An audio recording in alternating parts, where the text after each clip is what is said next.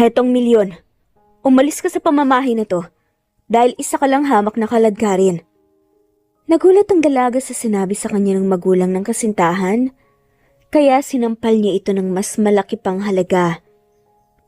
Si Jaida ay isang simpleng babaeng lumaki sa probinsya sa piling ng kanyang mapagmahal na lola. Ngunit sa likod ng kanyang pagiging ordinaryo, may tinatagong lihim si Jaida. Isa pala siyang tagapagmana ng isang malaking kumpanya sa Maynila. Pinili niyang itago ito upang maranasan ng normal na buhay. Malayo sa mundo ng karangyaan, kapangyarihan at mga kasinungalingan ng mga taong nabubuhay sa yaman. Masaya siya sa piling ng kanyang nobyong si Chevy. Mahal na mahal nila ang isa't isa. At sa kabila ng kanilang simpleng buhay, ramdam nila ang tunay na kaligayahan. Ngunit sa bawat pagdalaw nga nila sa bahay ng magulang ni Chevy, laging nararamdaman ni Jaida ang bigat ng loob. Hindi siya gusto ng ina ni Chevy.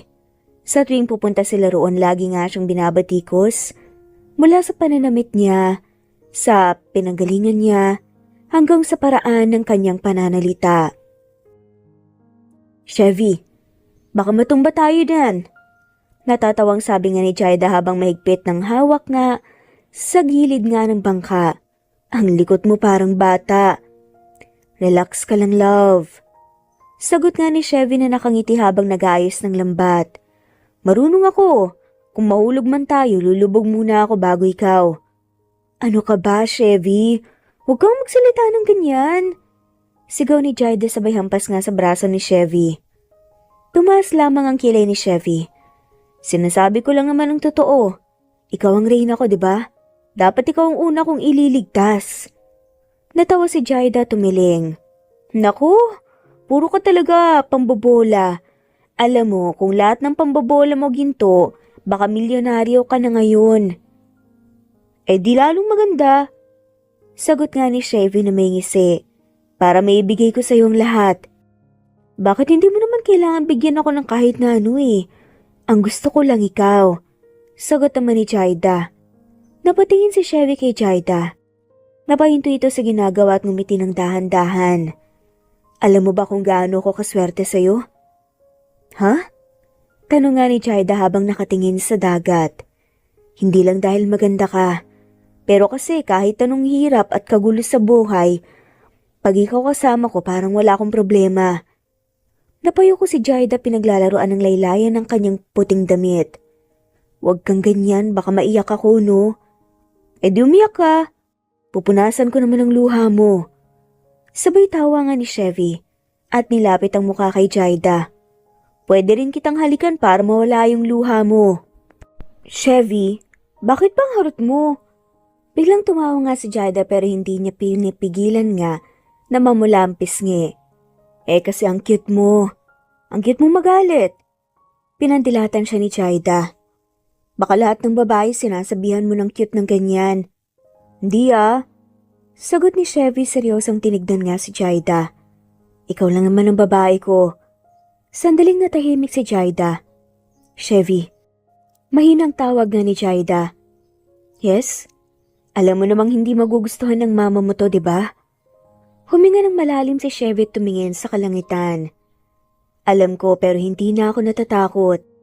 Hindi mo alam kung ano ang kaya niyang gawin. Baka pag nalaman niyang buntis ako. Sabi nga ni Jaida na may kaba sa boses. Shh! Pagpuputol nga ni Chevy sabay yakap kay Jaida mula sa likod. Wala munang baka. Ang isipin mo lang ngayon, tayo. Hindi sila. Hindi yung sasabihin ng iba ako lang at ikaw. Pero Chevy, hindi ko alam kung kaya kong harapin yung galit ng mama mo kapag sinuway mo pa siya. Mahinang sabi nga ni Jaida. Hindi mo siya kailangan harapin mag-isa. Kasama mo ako kahit anong mangyari. Hindi kita iiwan. Hindi ko hahayaang saktan kanila. Sagot nga ni Chevy. Ang tapang mo ha. Paano kung mama mo na mismo ang sumugod sa bahay ko? E di sasalubungin ko siya. Sagot nga ni Chevy. Sasabihin ko, gusto ko siya. Mahal ko siya at siyang magiging nanay ng anak ko. Napangiti si Jaida at napailing. Seryoso ka ba sa sinasabi mo? Hindi ako nagbibiro. Sagot ni Chevy seryosong mga mata. Jaida, mahal kita. Kung gusto mong umalis tayo sa lugar na to, gagawin ko. Kung gusto mong magsimula tayo sa malayo, kahit sa ibang probinsya, game ako basta. Kasama kita. Chevy. Hinawakan ni Jaida ang mukha nga ni Chevy at marahang hinaplos ang pisngi. Minsan nga naisip ko, deserve ba talaga kita? Ngumiti nga si Chevy. Mali ka. Akong hindi deserving sa'yo. Pero nandito pa rin ako kasi hindi mo ako tinataboy. Gusto mo bang itaboy kita? Tanong nga ni Jaida at kunwaring seryoso. Subukan mo. Tignan mo kung lalayo ako. Sagot nga ni Chevy na may ngisi. Napatawa nga si Jaida. Hindi ko kaya. Lalo na pag ganyan ka magsalita. E di wag mong subukan. Sagot ni Chevy sabay lapit ng mukha niya. Kasi pag tinaboy mo ako, babalik din ako. Mas matigas pa ako sa bato. Chevy. Sad nga ni Jaida pero hindi na nga siya nakaiwas pa. Nang marahang idinampi na nga ni Chevy ang labi niya sa pisngi nito. Pagkatapos ng ilang segundo sabay silang natawa. Pagkalipas ng ilang sandali nilapit nga ni Chevy ang labi niya sa tenga ni Jaida at bumulong. Love, gusto mo bang magtayo tayo ng bahay dito? Sa tabing dagat, ikaw magluluto. Akong mangingisda. Napatawa nga si Jaida. Baka mamaya, puro isda na lang ang kinakain natin araw-araw. Di okay lang. Basta ikaw ang kasama ko. Kahit tuyo, masarap pag ikaw ang katabi ko. Alam mo, ang corny mo talaga. Pero ang cute mo pa rin. Tawang-tawa nga si Jaida at halos mapaluha nga sa kakatawa. Kasi ikaw ang inspirasyon ko Banat na naman ni Chevy sabay ngiti. Umiling nga si Jaida. Sana Chevy kahit anong mangyari, wag mong kalilimutan tong araw na to. Hindi ko makakalimutan. Sagot nga ni Chevy. Sabay sabing, kasi dito ko na-realize na kahit anong mangyari, kahit anong yaman, kahit anong ganda ng buhay, wala nang masihigit pa sa pakiramdam na kasama ka. At sa sandaling yon parang huminto ang oras. Ang dagat ay tila naging saksi sa pagmamahalan nilang totoo. Malayo sa gulo ng mundo. Niyakap siya ni Chevy ng mas mahigpit. Chevy, kung sakaling may mangyaring hindi natin inaasahan, huwag mong hayaang pera at galit ang sumira sa atin. Walang kahit sino o anong bagay ang kayang sirain tayo. Dahil hindi ako papayag. Nakatitig lamang si Jaida kay Chevy. Ngumiti si Jaida, sabay marahang humilig nga sa dibdib ni Chevy. Dito muna tayo Huwag muna tayong bumalik. Sige lang. Sagot nga ni Chevy sabay haplos sa buhok ni Jaida. Hanggang gusto mo, dito lang tayo. Ilang oras pang makalipas ng tawanan at kwentuhan nila sa bangka habang nasa tubig. Bumalik na nga sila. Basa nga ang kanilang mga paa at ang tawanan nila ay umaalingaw-ngaw pa nga habang humahakbang papunta sa bahay ni Lola Tara. Ang bahay ay gawa sa kahoy. May malawak na veranda at amoy pa rin ng bagong lutong tinola na paborito ni Jaida. Sa ilalim ng puno ng mangga, may nakasabit sa duyan at doon nakaupo ang matanda. Hawak ang pamaypay at nakangiti habang pinapanood silang papalapit. Lola! Tawag ni Jaida sabay takbo nga palapit. Sumalubong kagad si Lola Tara. Bagaman, mabagal na ang kilos dahil sa edad at niyakap ng mahigpit ang apo. Aba apo, ang ganda-ganda mo pa rin kahit nangingitim ka na sa araw. Natatawang sabi nga ni Lola Tara habang hinahaplos ang buhok ni Jaida.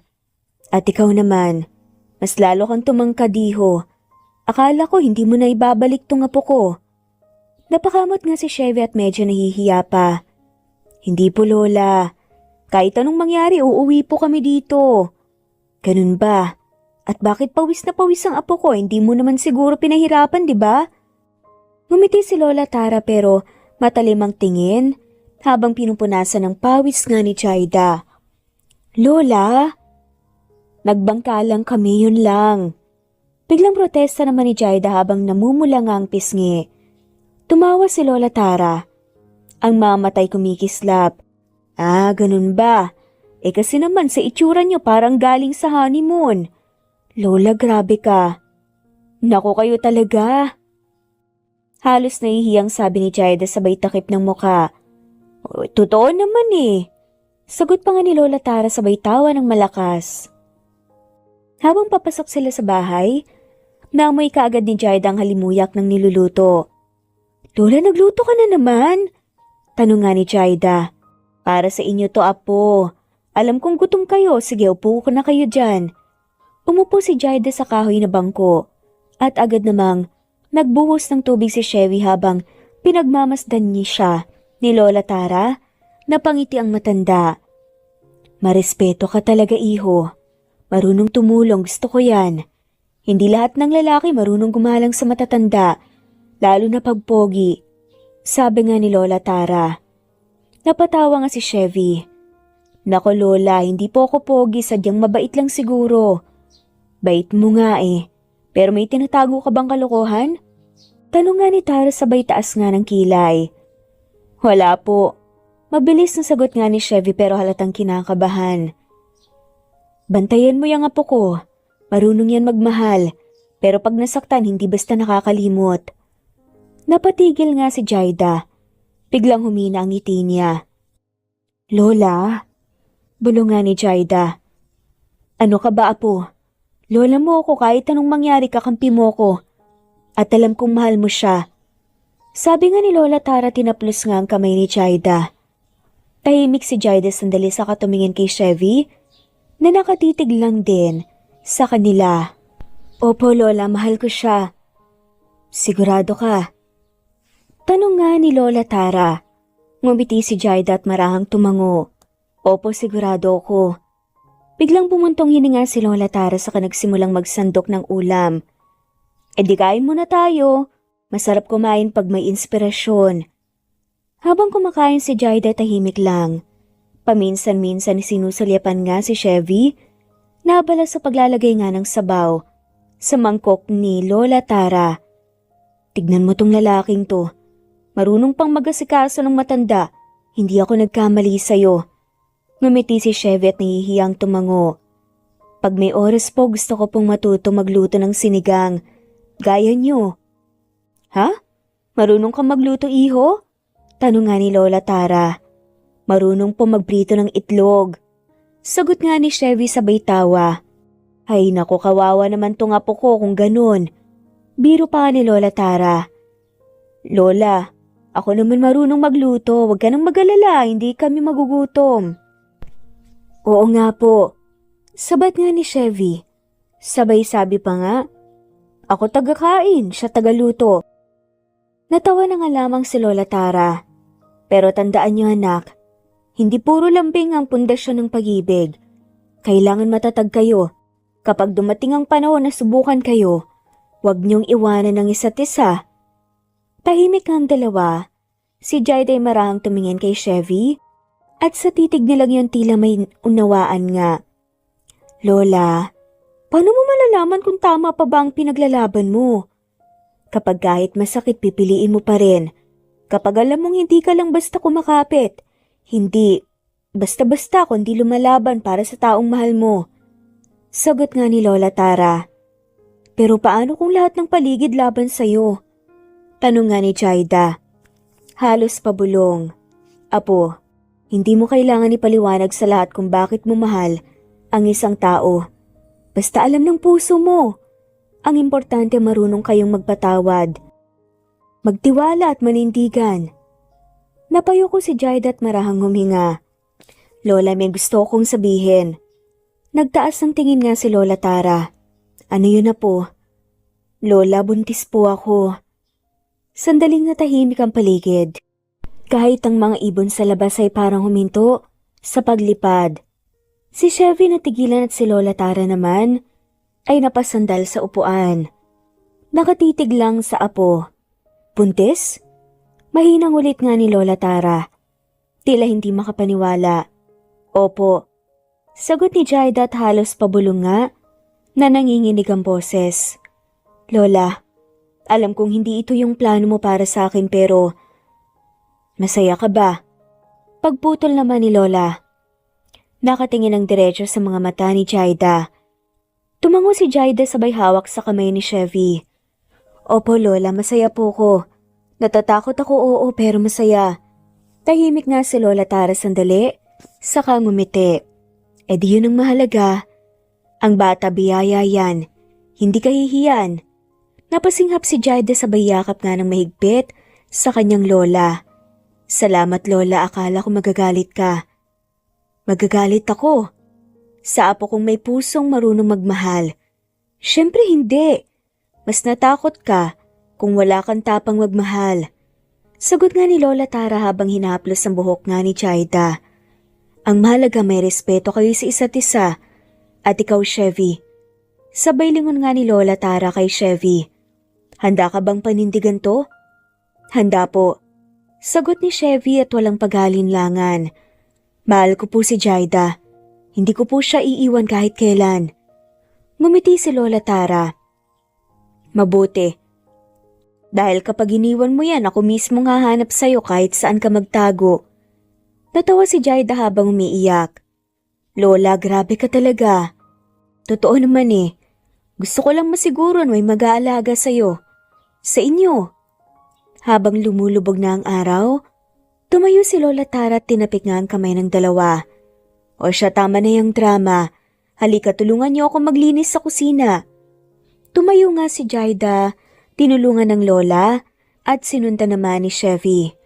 Habang sabay silang hinuhugasan ng mga pinggan na pinagkainan nga ng dalawa at ngumiti. At mula sa pinto pinagmamasdan sila ni Lola Tara. May ngiti sa labi at luha sa mga mata. Ang pag-ibig nga naman talaga. Minsan nakakatakot pero kung nagmamahalan ng sobra walang kailangan ikatakot. Samantala sa isang malaking mansyon tahimik ang paligid maliban sa tunog ng mataas na takong ni Doña Cheska na paulit-ulit na tumatama nga sa marmol na sahig. Galit na galit parang bulkan na sasabog anumang oras. Sa harap niya nakaupo sa malambot na upuan ang anak niyang si Krisha. Hawak ang cellphone at nagpipinta ng kuko habang nakataas ang isang kilay. Hindi ko na alam kung anong klaseng anak meron ako. Sigaw nga ni Doña Cheska. Chevy. Lagi na lang si Chevy. Araw-araw may balita ako tungkol sa kanya. At doon sa babae niyang taga-probinsya. Diyos ko, Krisha, nakakahiya. Napabantong hininga nga si Krisha. Tinignan ng ina at bahagyang ngumiti ng may pangaasar. Mommy, bakit pa sobrang apektado ka? Hayaan mo na si kuya. Kung gusto niya yung babaeng yun, edi bahala siya. Hindi naman tayo magpapakasal. Malaki na siya. Napatingin nga si Doña Cheska sa anak. Parang gusto nga itong sabunutan. Krisha, wala kang pakialam sa dangal ng pamilya natin? That girl Jaida, wala siyang pinangaralan. Wala siyang breeding. Wala siyang class. Hindi siya bagay kay Chevy. Wala siyang class pero siya ang mahal ni kuya. So what's wrong with that?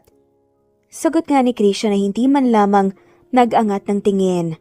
At saka hindi mo ba napapansin, Mommy? Lalo silang nagmamahalan kapag pinapakailaman mo. Tumayo si Doña Cheska at nilapitan ng anak. Krisha, hindi mo naintindihan. Ang kapatid mo ipapakasal sa isang babae na halos putik lang ang pinagmulan. Hindi pwede yun. Napahagik-gik nga si Krisha.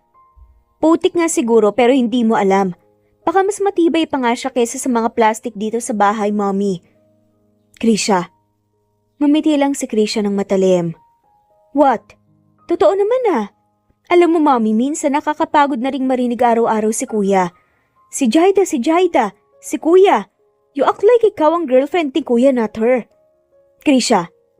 Lumakas nga ang boses ni Doña Cheska habang nanginginig nga ang kamay na may hawak na tasa. I'm protecting my son. Hindi mo alam kung gaano kahirap buuin ang reputasyon ng pamilya natin and now that girl will ruin everything?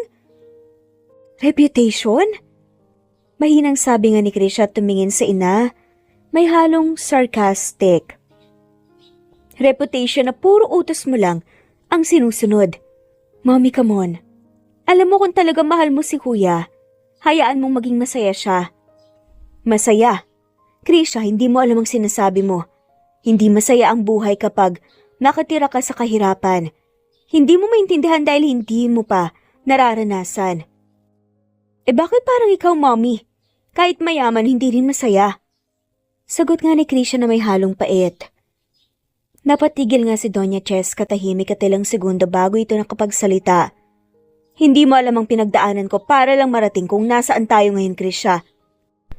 Tumayo si Krisha, hinila pababa ang palda niya at humarap ng diretsyo sa ina. Oo nga, Mommy. Pero baka nakakalimutan mo hindi mo kailangan kontrolin ng lahat. Si Kuya malaki na at may sarili na ring buhay. Hindi ko siya kinokontrol.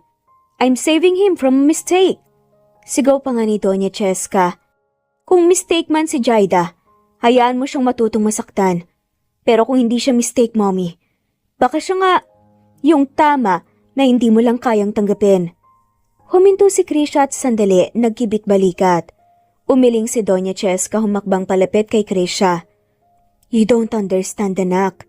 Hindi mo alam kung anong klaseng babae yun. Nakikita ko sa mga mata niya ginagamit lang niya ang kapatid mo. Or maybe ikaw lang sanay gumamit, Mommy. Malamig na sagot pa nga ni Krisha. Tumigil sa paghinga si Doña Cheska sa narinig. Ang tingin niya sa anak ay halong gulat at galit. Anong ibig mong sabihin?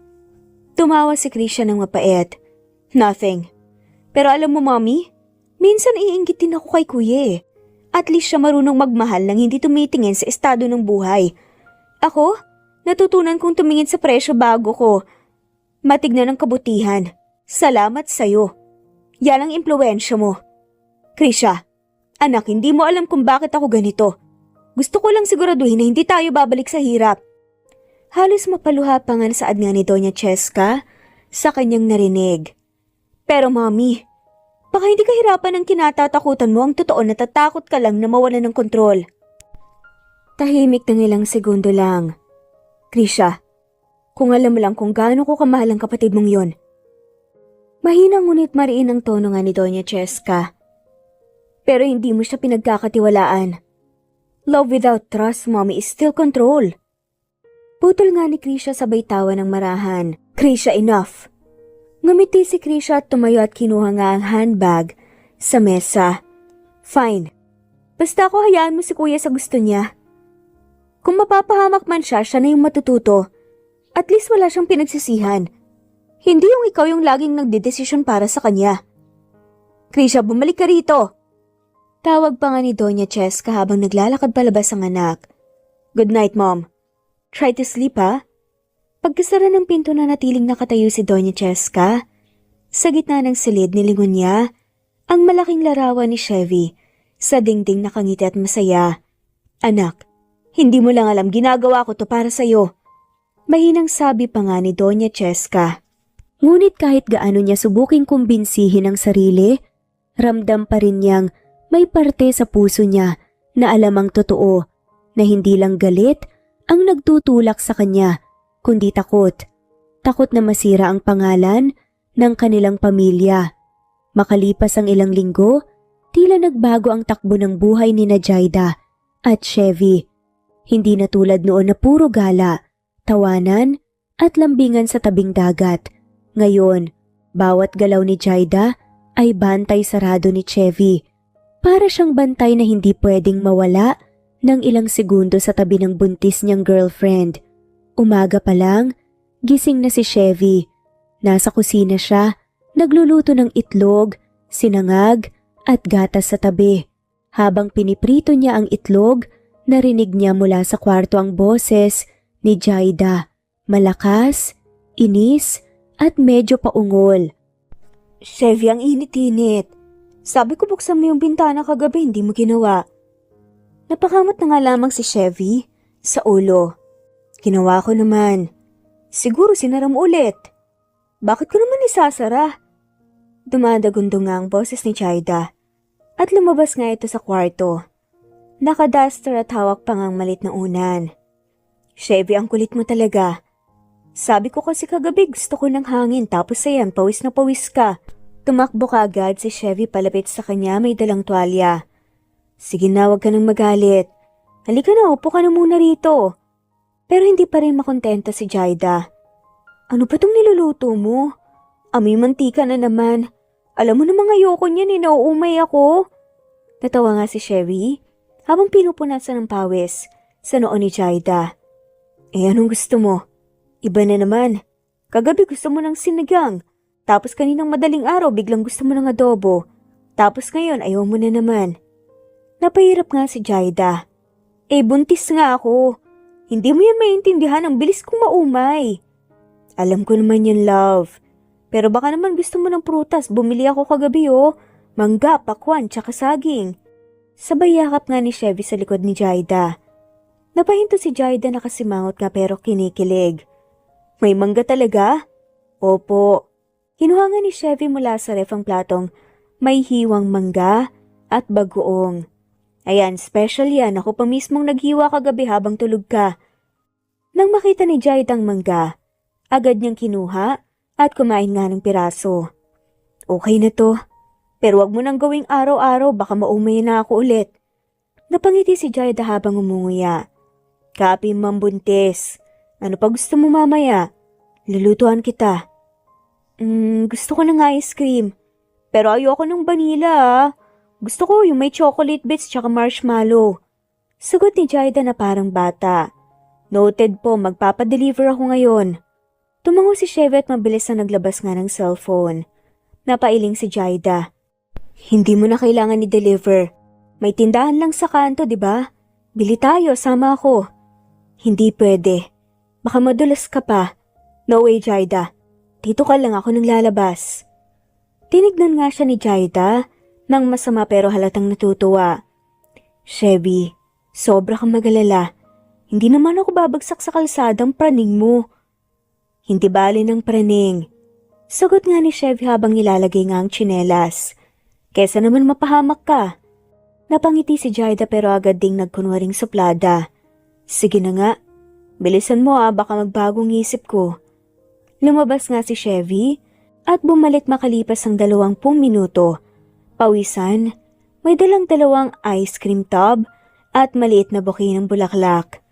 Pagkakita ni Jaida na pataas nga ang kilay. Ha? Bakit may bulaklak? Ngumiti si Chevy medyo nahihiya. Para sa baby at sa nanay niya. Chevy, ano ka ba? Ang OA mo na. Natawa nga si Jaida at napahawak nga sa tiyan niya. Mahal lang kita. Gusto ko lang maalala mo kahit mainitin ulo mo.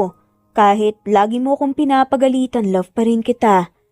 Sagot nga ni Chevy sabay halik nga sa noo ni Jaida. Napatawa si Jaida pero nagkunwaring seryoso. Sino mainitin ang ulo? Tanong nga ni Jaida. Ikaw. Aba, parang gusto mong hindi kita kausapin Sabay tampong nga ni Jaida at tinabi nga ng marahan ng braso ni Chevy. Sorry na po, my love. Tumawa si Chevy at agad siyang umupo sa tabi ni Jaida at hinawakan ng kamay nito. O sige na, kainin mo na yung ice cream bago matunaw. Habang kumakain si Jaida nakatingin lang si Chevy. Bawat subo niya sinusundan ng tingin ni Chevy. Kung baka masamid nga o maumay ulit. Chevy, ang weird mo talaga ngayon. Parang hindi ikaw to. Dati ang kulit mo lang, ngayon parang tatay ka na talaga. Bantay sarado ako. Sabi nga ni Jaida habang umunguya. Tatay na nga ako Kaya kailangan kong magbago, hindi na pwedeng pabaya. Dapat siguradong ligtas kayong dalawa. Sagot nga ni Chevy habang hinahaplos ang tiyan ni Jaida. Napahinto si Jaida at tumingin kay Chevy. Chevy, salamat Kahit lagi akong nagagalit, lagi kang nandyan. Ngumiti si Chevy, hinawakan ulit ang kamay ni Jaida at hinalikan. Napayakap si Jaida sa kanya pero maya-maya pa bigla na namang sumimangot. Pero Chevy, pawis ka. Natawa na nga lamang ng malakas si Chevy. Galing ako sa labas, love Yung ice cream mo kasi. Maligo ka muna bago mo ako yakapin ulit. Saad nga ni Jaida. Oo na po pero halik muna please. Chevy, sige na nga pero isa lang Pilit niyang tinutulak pero napatawa na nga lamang din. Agad niyang hinalikan si Jaida sa pisngi. Isa lang yan Sabi nga ni Chevy na nakangiti nga ng todo. Kung hindi lang ako gutom baka nasampal na kita. Sagot ni Jaida kunwari galit pero halatang nahihiya. Promise, pag nanganak ka na, ikaw pa rin ang alagaan ko. Sabi ni Chevy habang tinitignan ang tiyan ni Jaida. Pati ang baby natin, alagaan ko talaga. Hindi ko kayo pababayaan. Talaga lang ah. Baka mamaya pag may iyakan na sa gabi, ikaw unang matulog. Sabi ni Jaida habang umihilig nga sa balikat ni Chevy. Hindi ah. Ako mapupuyat, ikaw matulog ka lang. Napangiti si Jaida at marahang hinaplos ang tiyan niya. Baby, narinig mo yun? Si Papa Chevy raw magpupuyat. Tignan natin kung totoo yun. Tumawa nga si Chevy at hinawakan din ang tiyan ni Jaida. Oo baby, totoo yun, promise ni Papa Chevy. Kinagabihan tahimik na nga ang paligid. Sa loob ng silid nakahiga si Jaida nakatalikod kay Chevy habang abala ito sa pag-ayos ng kumot. Maliwanag ang ilaw ng lampshade sa tabi ng kama, nagbibigay ng banayad na liwanag sa kanilang muka. Love, okay ka lang? Masakit pa rin ba ang likod mo? Tawag nga ni Chevy habang maingat nga na humiga sa tabi ni Jaida. Hindi kaagad sumagot si Jaida. Nakapikit lang siya pero halatang gising pa. Hindi masyado. Agad siyang nilapitan nga ni Chevy marahang hinaplos ang likod ni Jaida. Gusto mo i-massage ko? Para kahit papaano gumaan. Baka kasi madiin mo masyado eh. Hindi ah. Promise, dahan-dahan lang to. Soft touch. Sabay ngiti nga ni Chevy at maingat na pinisil-pisil ang balikat ni Jaida. Napapikit si Jaida sa bawat dampi ng mga kamay ni Chevy. Okay din pala. Ganyan lang, wag mong diinan ah. Opo, Ma'am Buntis. Pero nga ni Chevy habang patuloy nga ang marahang pagmasahe. Dapat relax ka lang palagi, bawal ma-stress. Kasi pag maramdaman ni baby, may stress din siya. Ngumiti si Jaida kahit nakapikit. Ikaw talaga, parang mas maselan ka pa kaysa sa buntis ha. Siyempre hindi pwedeng pabayaan ng mahal ko. Gusto ko lang lagi kang komportable. Sagot nga ni Chevy at may halong lambing sa boses. Maya-maya huminto nga si Chevy sa pagmasahe at hinawakan ng kamay ni Jaida. Pagod ka na ba? Medyo, pero gusto ko pa ngayon. Nakakagaan eh. Sige hanggang sa makatulog ka, promise ko yan. Masuyong saad nga ni Chevy. Tahimik na silang dalawa. Dahan-dahan lang ang galaw ni Chevy habang minamasaya ang likod at balikat ni Jaida. Paminsan-minsan hinahalikan nga niya ito sa ulo, sa sentido sa balikat. Pagkatapos ngumiti ni si Chevy, pinagmasdan ng mukha ni Jaida ang maputi nga nitong balat, ang mahinang paggalaw ng pilik, at ang mga labi nga nitong bahagyang nakabuka. Inayos ni Chevy ang kumot hanggang sa balikat ni Jaida. Hinaplos ang tiyan at bumulong. Good night, baby. Bantay ako sa inyo ni Mama. Saad pa nga nito, bago siya tuluyang pumikit. Hinalikan niya muli ang noo ni Jaida. Kinabukasan ng umaga maaga pa lang ay gising na nga si Chevy. Abala siya sa pagwalis sa bakuran, habang sa loob naman ay nagluluto nga si Jaida ng champorado. Habang pinupunasan niya ang pawis sa noo, narinig niya ang boses ni Lola Tara mula sa veranda. Chevy, halika na muna nga rito. Agad siyang lumapit at magalang nang ngumiti. Lola Tara, bakit po? May papagawa po ba kayo? Ngumiti nga si Lola Tara at tinuro nga ang katabing upuan. Wala, gusto lang kitang makausap sandali. Umupo ka muna dyan. Umupo si Chevy at medyo kinakabahan. Hindi niya alam kung seryosong usapan ba ito o simpleng kwentuhan lang. Kamusta si Jaida kagabi? Tanong nga ni Lola Tara, sabay higop nga ng kape. Okay naman po siya la. Medyo mainitin lang po ang ulo pero normal daw po yun sabi ng doktor. Baka kasi sa hormones. Tumango nga si Lola Tara. Totoo yan. Pero napapansin ko parang sobra ka naman yata na pag-aalala sa apo ko. Napangiti si Chevy at medyo nahiya. Kasi po baka may mangyari. Ayoko mapabayaan sila. Maganda yan iho. Pero wag mo rin kalimutan na kailangan mo rin magpahinga. Sabi nga ni Lola. Saka malumanay nga nang umiti. Hindi pwedeng ikaw lagi ang nag-aalaga. Baka maubos ka rin. Hindi po la, kaya ko naman po. Umiling nga si Lola Tara. Alam mo gusto ko ang ginagawa mo para kay Jaida. Kita ko sa mga mata mo, mahal mo talaga siya. Tumango si Chevy. Sobra po. Kahit ano pa po talaga ang sabihin ng nanay ko, kahit hindi niya tinanggap si Jaida, wala po akong pakialam. Napatingin si Lola Tara sa malayo. Narinig ko na nga rin ang tungkol sa nanay mo. Alam kong hindi madali ang sitwasyon niyo, pero gusto kong tanungin ka. Chevy, handa ka ba talaga?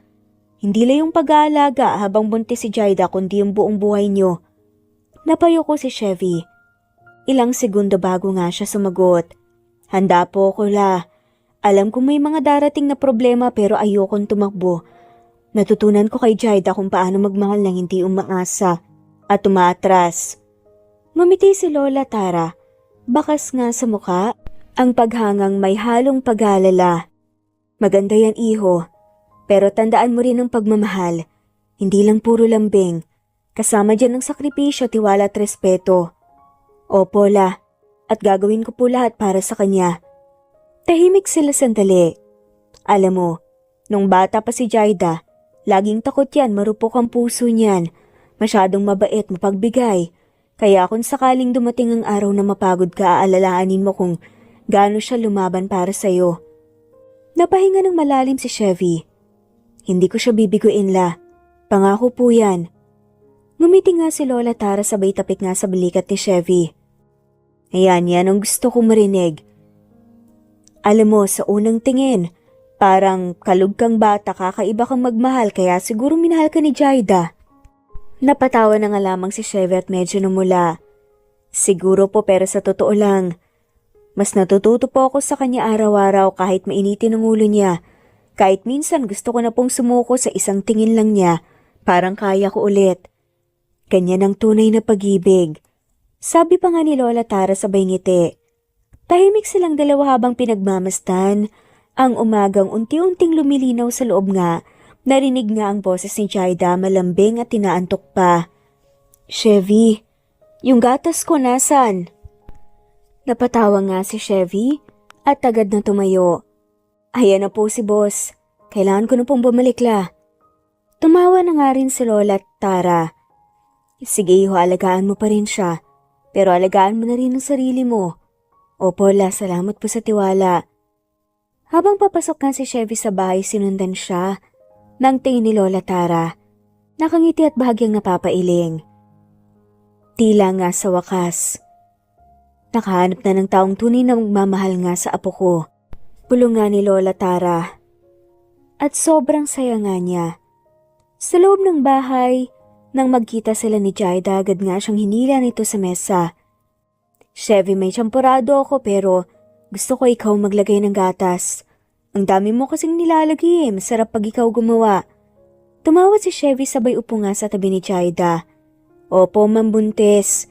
Ako na ulit, gaya ng gusto mo. Makalipas ang ilang buwan, sa bahay ng pamilya ni Chevy, mainit ang hapon sa malawak na hardin ng pamilya sa veranda. Nakaupo si Doña Cheska nakataas ang kilay habang hawak ang tasa ng kape. Kanina pa siya naglalabas ng inis. Halatang may lalim na iniisip. Sa loob ng bahay naroon ang anak niyang si Krisha. Nag-aayos ng mga bulaklak nakikinig sa pagrereklamo ng ina. Hindi ko talaga maintindihan ko nung nakita ng kapatid mo sa babaeng yun. Buliw pa nga ni Doña Cheska halatang hindi pa rin matanggap si Jaida. Mas lalo siyang nainis at nagalit nga dahil hindi pa rin umuwi o dumadalaw si Chevy sa kanila. Napatawa nga si Krisha. Hindi dahil natutuwa kundi dahil sanay na nga siya sa ganitong eksena. Mama, sabing wag ka nang mainis. Sarili mo lang mababaliw. Sabing hayaan mo na lang sila. Hayaan? Krisha, paano kung malaman ng mga tao na ang magiging apo ko ay galing sa simpleng babae na mas mabait pa sa lahat ng nakilala mo? Putol nga ni Krisha at medyo pilyang ngiti sa labi. Mama, minsan lang magmahal si Chevy. Kung masaya siya, hayaan mo na. Malay mo, baka siya yung magpabago sa kapatid ko. Napahinto si Doña Cheska pero agad ding tumikhim. Pilit pinanatiling mataray ang boses. Basta, ayoko ng ganyang klaseng babae. Kung ako lang masusunod, alisin ko yan sa buhay ng anak ko. Pero bago makapagpatuloy nga si Donya, Narinig nila ang malakas na tawa galing sa babae. Napatingin si Krisha sa bintana tagad na kumunot ang noo at napangiti pa. Ayun, dumating na si kuya. Tignan mo yan, mama. Parang saya-saya. Pumasok nga sa gate si Chevy, bit-bit nga ang isang maliit na paper bag. Nakasuot si Chevy ng simpleng polo. Medyo pawisan pero hindi maipinta sa mukha ang saya habang may magandang balita. Good afternoon, mama. Bati pa nga ni Chevy habang lumalapit nga halatang hindi alintana ang atensyon sa paligid. Krish, guess what? Sabay kindat nga ni Krisha. Mukhang may good news ka. Napailing si Chevy sa ngiti. Tumingin siya kay Doña Cheska na nakataas nga ang kilay at parang may kutob na. Mama, magiging lola ka na. Halos mabitawan nga ni Doña Cheska ang tasa ng kape. Ano? Anong sabi mo? Tumingin si Chevy diretso kay Doña Cheska at walang alinlangan. Buntis si Jaida, ma. Tatay na ako. Tahimik at ilang segundo lang, pero parang tumigil ang oras. Si Krisha ang unang nakabasag. Sa katahimikan, bigla nga siyang napasigaw. Oh my gosh, totoo ba yan, kuya? Sabay lapit nga ni Krisha kay Chevy at halos mapatalon na nga sa tuwa. Grabe, magiging tita na ako. Natawa nga si Chevy sa reaksyon ng kapatid. Totoo yan. Ilang buwan na nagpapahinga siya ngayon. Kaya ako na lang pumunta. Gusto ko sanang sabihin ng personal. Hay nako kuya, ang saya ko para sa inyo. Alam mo ba matagal ko nang gusto si Jaida para sa'yo? Ang bait nun. Parang hindi mo deserve minsan. Grabe ka naman. Ang ganda kaya ng asawa ko. Soon to be wife pa lang. Balik nga ni Krisha sabay tawa. Ngunit sa kabilang banda hindi pa rin makapagsalita si Doña Cheska. Nanatili siyang tahimik nakatingin sa anak. Parang hindi alam kung matuto ang magwawala. Sa huli, malalim niyang bumuntong hininga at lumabas. Chevy, alam mo bang hindi ganyan ang pangarap ko para sa'yo? Mahinang ani nga ni Doña Cheska.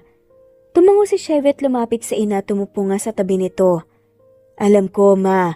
Hindi ko rin pinangarap na masaktan ang babaeng mahal ko. Gusto kong iparamdam na hindi siya nag-iisa at yung bata anak ko siya, ma.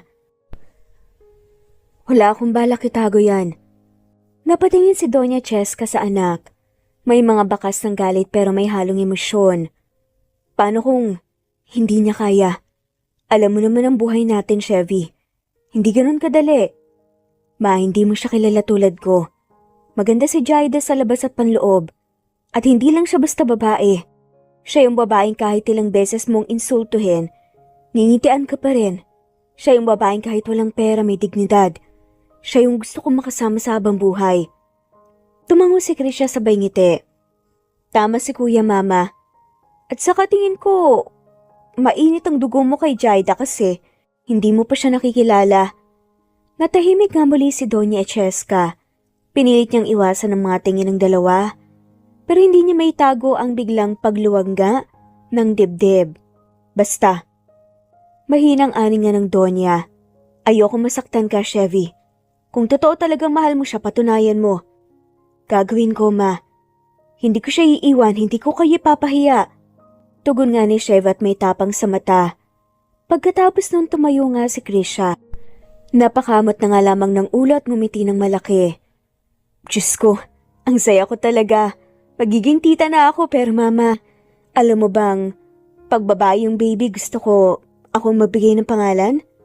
Napangiti si Doña Cheska kahit pilit. Ang pangbilis mo naman, hindi pa nga lumalaki yung tiyan ng babae. Excited na ako eh. Promise kapag lumabas na yung baby ko, ako ang unang mag-aalaga pero huwag kang mag-alala mama, tutulungan ko si kuya para magustuhan mo si Jaida. Napailing nga si Doña Cheska. Tignan natin. Sabi na nga lamang ng Donya saka sabay ngiti.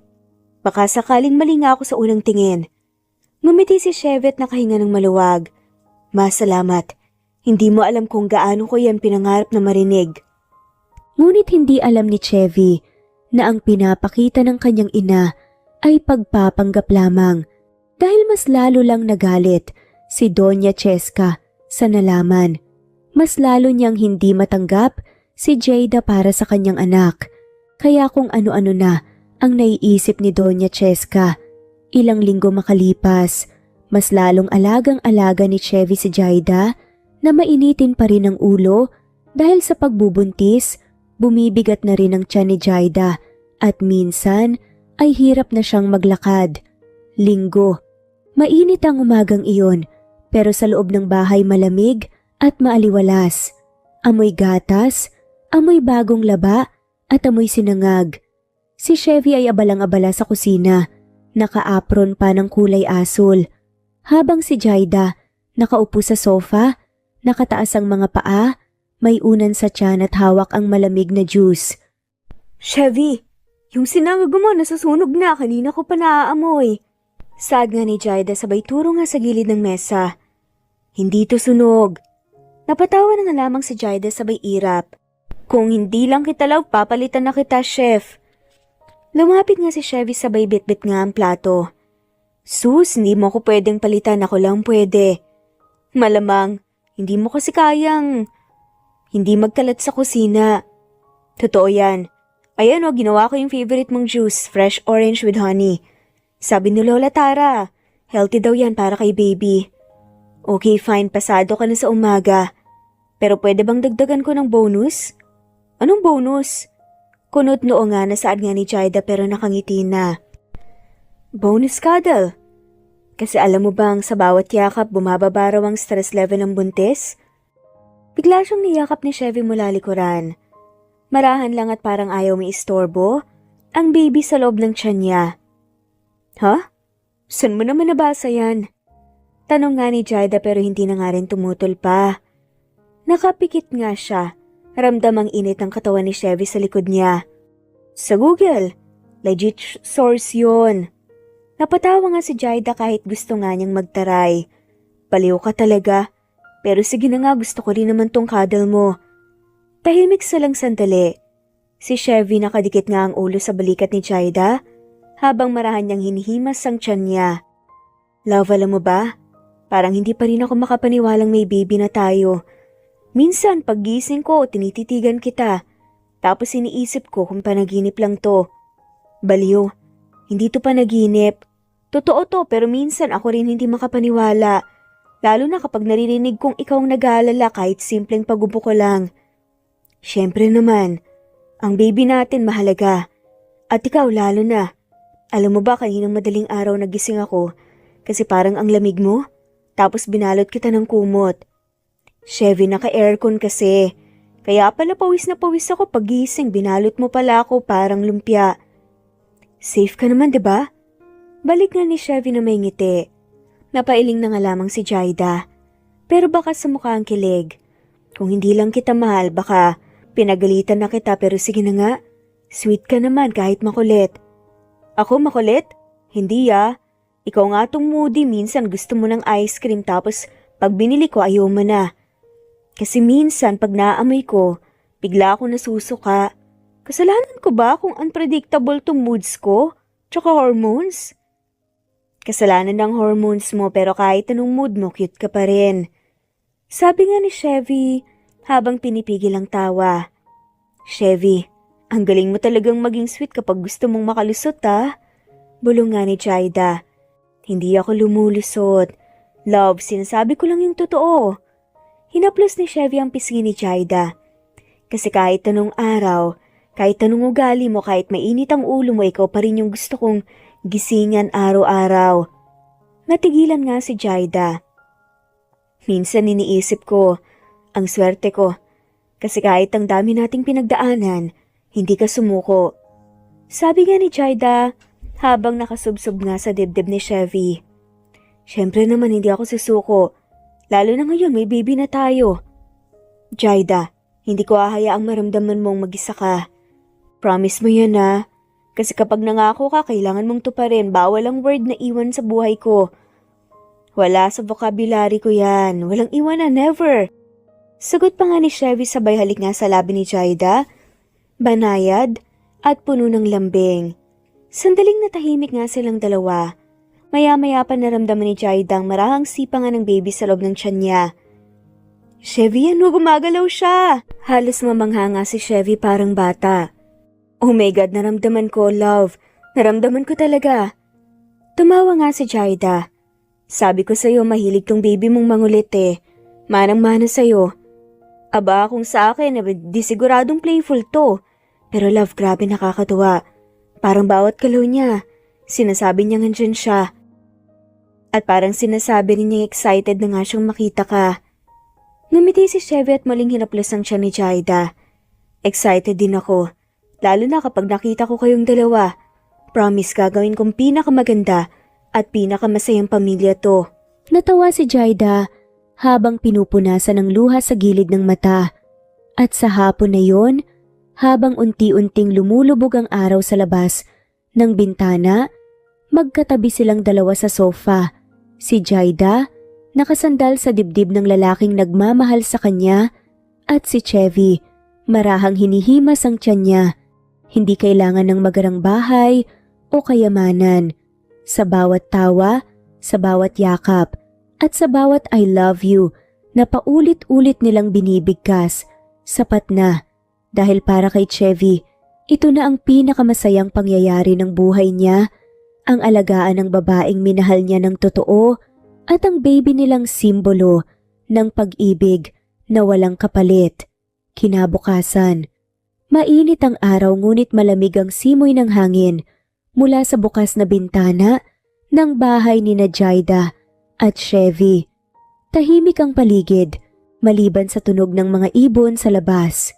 Si Jaida ay nakaupo sa veranda, nakataas ang paa at hawak ang malamig na juice. Buntis na siya at halata sa tiyan ang paglapit ng araw ng panganganak. Nakasuot siya ng simpleng floral dress, magaan at preskong tignan. Love, gusto mo ng mangga? Tanong nga ni Chevy habang papalapit. Hawak ang plato ng hiniwang mangga na may asin at bagoong. Depende, maasim ba yan? Ayoko ng sobrang asim, baka sumakit ang sikmura ko. Sagot nga ni Jaida habang tinitignan nga si Chevy. Hindi masyado, sinubukan ko muna para sigurado. Napatawa nga si Jaida. Sinubukan mo? Aba, tinitikman mo pala ang cravings ko ah. Gusto ko lang siguraduhin, sige na tikman mo. Pagpupumilit pa nga ni Chevy. Kinuha ni Jaida ang isa at marahang kumain. Napapikit pa nga siya sa sarap. Ang sarap, love. Pakis nga. Biglang umiti si Chevy at sumalyap sa paligid. Baka may makakita. Ano naman? Sagot ni Jaida sabay kindat. Magiging asawa mo ko. Natawa si Chevy pero bago pa nga siya makasagot biglang may humintong itim na kotse. Sa tapat ng bahay at bumaba ang dalawang familiar na taong elegante. Disente ngunit may pangungulila nga sa mga mata. Napahinto si Jaida. Natulala sandali bago biglang kumislap ang kanyang mga mata. Mama, Papa? Bulong nga ni Jaida at halos hindi makapaniwala. Agad siyang tumayo kahit pinigilan nga ni Chevy. Love, dahan-dahan lang, baka madulas ka. Pero hindi nakinig si Jaida. Paglabas ni Jaida sa veranda, sinalubong siya ng dalawang taong matagal na nga niyang hindi nakita. Sina Doña Teresa at Don Emilio Villarreal. Kilala sa mundo ng negosyo bilang isa sa mga pinakamakapangyarihang mag-asawa sa bansa. Ngunit para kay Jaida, sila ang kanyang mga magulang na matagal na nga niyang hindi nayakap. Anak, mahinang sabi nga ni Doña Teresa at agad niyakap nga si Jaida ng mahigpit. Anak, miss na miss ka na namin. Ma, ang tagal ko na po kayong gustong makita, pasensya na kung hindi ka agad ako nakabalik. Napayak si Jaida habang niyayakap ang ina pabalik. Lumapit nga si Don Emilio at hinaplos pa nga ang buhok ng anak. Jaida, iha, hindi mo kailangan humingi ng sorry. Naintindihan namin gusto mo ng normal na buhay at hinayaan ka naming maranasan yon. Niyakap din siya ng ama may higpit. Chevy, come here love, ito sina mama at papa. Tawag nga ni Jaida habang tumitingin kay Chevy na nakatayo sa pintuan at medyo naiilang pa. Lumapit nga ito halatang kabado ngunit nakangiti. Magandang hapon po, ma'am, sir. Ngumiti si Don Emilio at tinabot nga ang kamay nito. So ikaw pala ang lalaking nagpatibok ng puso ng anak ko. Opo, sir. Siya po ang buhay ko, anak namin. Sagot ni Shelby na bahagyang namumula. Napatawa nga si Doña Teresa. Ang sweet mo naman, iho. Kaya pala hindi na umuwi si Jaida sa amin kasi busy sa pag-aalaga mo. Hindi naman po. Mahirap lang pong iwanan si Jaida lalo na ngayon malapit na po siyang manganak. Talagang alagang-alaga ka niya, anak. Sabi nga ni Doña Teresa sabay haplos nga sa pisngi ni Jaida. Nakikita ko sa kanya yung pagmamahal. Hindi puro salita, kundi may gawa. Ngumiti nga si Jaida. Mapa, hindi ko naman kayo kanalimutan. Gusto ko lang maranasan yung normal na buhay. Yung hindi ako yung anak ng may-ari ng Villarreal Group. Gusto kong maging si Jaida lang, ang babaeng marunong mamuhay ng simple. Tumango nga si Don Emilio. May ngiti. At proud ako sa iyo dahil doon, anak. Alam kong mahirap iwanan ng marangyang buhay pero pinili mo ang simpleng buhay. Hindi lahat kayang gawin yon. Pero wag mo sanang isipin na nakalimutan ka namin. Araw-araw kitang naiisip, anak. Lalo na ngayong nalaman namin na buntis ka. Sabi nga ni Doña Teresa. Narinig ko pa nga sa balita na hinahanap niyo daw po ko. Napangiti nga si Jaida. Siyempre naman. Pero nang malaman naming safe ka, pinilit naming wag munang makialam. Gusto naming respetuhin yung desisyon mo. Pero ngayon hindi ko na kayang hindi makitang magiging apo ko. Napangiti si Chevy at nagbiro. Sir, gusto niyo po bang makausap ang baby? Sabay pato nga ng kamay nga ni Chevy sa tiyan ni Jaida. Teka lang, baka marinig ka ni baby. Baka magulat. Napatawa nga silang lahat. Ngumiti si Teresa at tumingin nga kay Chevy. Alagaan mo ang anak ko, iho. Siya lang ang meron kami. Ang anak naming lumaki sa piling ng lola niya. Napangiti si Chevy at tumango. Hindi lang po anak niyo, ma'am. Sila po ang buhay ko. Hindi ko sila pababayaan ang anak namin. Naluha si Jaida. Pinisil lang kami ni Chevy. Love ang drama mo, ah. Hindi drama yun, love. Sagot nga ni Chevy. Totoo yun. Natawa si Don Emilio. Mukhang bagay na bagay nga kayong dalawa, magkasundo kayo kahit sa pagiging madrama. Napahagalpak na nga lamang si Jaida sa tawa. Ikaw talaga pa. Maya-maya naglabas na nga si Doña Teresa ng maliit na kahon mula sa bag. Jaida, ito para sa baby mo. Heirloom yan ng pamilya natin, sana ipamana mo rin sa anak mo balang araw. Pagbukas ni Jaida ng kahon nakita niya ang maliit na gintong kwintas na may nakaukit na pangalan ng pamilya nila. Napaluha siya. Mapa, salamat po. Hindi ko akalaing dadalhin niyo to. Sad pa nga ni Jaida. Simula ngayon, hindi mo kailangan itago kung sino ka. Kahit gusto mo ng simple, alam namin kaya mong balansehin pareho ang pagiging isang Villarreal at ang babaeng nais ng simpleng buhay. Tumango si Jaida. Hindi ko kailanman ikinahiya kung saan ako galing pa. Gusto ko lang mamuhay ng payapa. Hindi dahil sa pangalan kundi sa kung sino talaga ako. Ngumiti si Doña Teresa. Sabay yakap nga ulit sa anak. At ngayon lalo kitang ipinagmamalaki. Hindi dahil sa yaman natin kundi dahil natutunan mong pahalagahan ng mga bagay na hindi mabibili ng pera. At doon naisip ni Jaida, hindi kailangang iwanan ang pinanggalingan para maranasan ang simpleng buhay. Dahil minsan, ang tunay na kayamanan ay nasa mga taong natutong magmahal ng walang hanggan.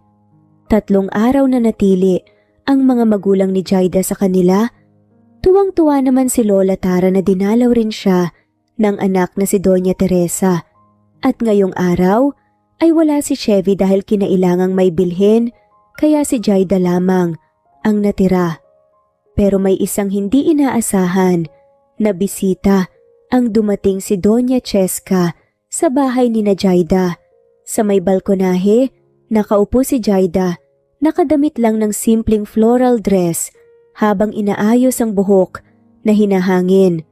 Pagbaba sa mamahaling itim na sasakyan, agad na bumungad si Doña Cheska elegante, may suot na pearls at mamahaling shades. Oh, there she is! Malamig ang boses ng ginang habang tinititigan nga si Jaida mula ulo hanggang paa. Ang babaeng nabilog ang ulo ng anak ko. Napatingin nga si Jaida. Hindi kaagad kumibo. Pero sa loob-loob niya bumilis ang tibok ng puso. Alam niyang darating ang araw na makakaharap niyang muli ang ina ni Chevy. At heto na nga, tumayo si Jaida ng maayos, kalmado pa rin ang mukha. Magandang hapon po, Donya. Hindi ko pa inaasahan ang pagbisita ninyo. Mahinahong bati nga ni Jaida. Ngumiti si Doña Cheska pero malamig, may halong pangungutya. Of course you didn't. Girls like you never expect me to visit. Huminga ng malalim si Jaida. Kung gusto niyo pong makipag-usap, pasok po tayo, baka mainitan kayo. Ngunit tumiling nga ang ginang. No need, this won't take long. Humugot pa nga si Doña Cheska ng isang sobre mula sa bag. Inilapag yun sa mesa sa tapat ni Jaida. I came here to give you an offer. 10 million pesos. Take it and leave my son for good. Tahimik lamang si Jaida. Ilang segundo nga siyang nakatingin sa sobre. Hindi dahil nga interesado siya kundi dahil hindi nga siya makapaniwala sa kapal ng mukha ng ginang sa ginagawa niya. I'm sorry, ano po ulit sabi niyo? Mahinahong tanong nga ni Jaida pero matilim ang tingin. You heard me right. Take the money, disappear and don't ever come back. Hindi mo kailangan maghirap. I'm giving you a chance to live better far away from my son. Live better? Tumaas nga ang kilay ni Jaida. Do you really think money can replace him? Natawa ng mapait nga si Doña Cheska. Oh, please don't be too dramatic. You're young. You can find someone else. My son deserves someone on his level, someone with class, with breeding, not someone who grew up like this. Probinsya, kahoy, walang aircon. How do you even live here? Masaya. Masaya po dito. Simple lang ang sagot ni Jaida. At least dito walang mapagmataas. Sandaling natahimik si Doña Cheska. Anong sabi mo? Wala po, ang sabi ko lang mas masarap po dito. Kasi totoo lahat. Wala pong peke. Wala pong nagpapanggap na mabait pero marumi pala ang loob. Kumunot ang noon ng ginang. You have some nerve talking to me like that? Maybe because you started it. Hindi niyo po ako kilala pero hinuhusgahan niyo na ako kaagad. Because I know your type. Sigaw nga ni Doña Cheska. Do you want money? Fame? Comfort? You trap my son para sa sarili mong security. Ginagamit mo lang ang anak ko. Ngumiti nga si Jaida pero halatang inis sa likod ng ngiti. Kung pera lang po ang gusto niya, I could easily buy your company. Excuse me? Narinig niyo po ako. Palaban na saad nga ni Jaida at marahan pero matalim ang boses. Tumayo si Jaida, nilapitan si Doña Cheska at sa harap ng ginang ay inilapit nga ang mukha niya. Magkano po ulit ang alok niyo? 10 million? 10 million? Pagulit nga ni Doña Cheska. Okay, then let me make a counter offer. Ngumisi nga si Jaida. Ano? Takang tanong naman ni Doña Cheska. 20 million. Saad nga ni Jaida. Napakunot ang noon ni Doña Cheska. Anong sinasabi mo? Bibigyan po kayo ng 20 million. Mahinahong sabi nga ni Jaida. If you stop interfering with our lives. 20 million cash if you promise never to insult me again. Are you out of your mind? Do you even know who you are talking to? Yes. Sagot nga ni Jaida at diretsong tingin. A woman blinded by pride. Napasinghap si Doña Cheska. I'm not done. I'm not just some poor girl, Doña.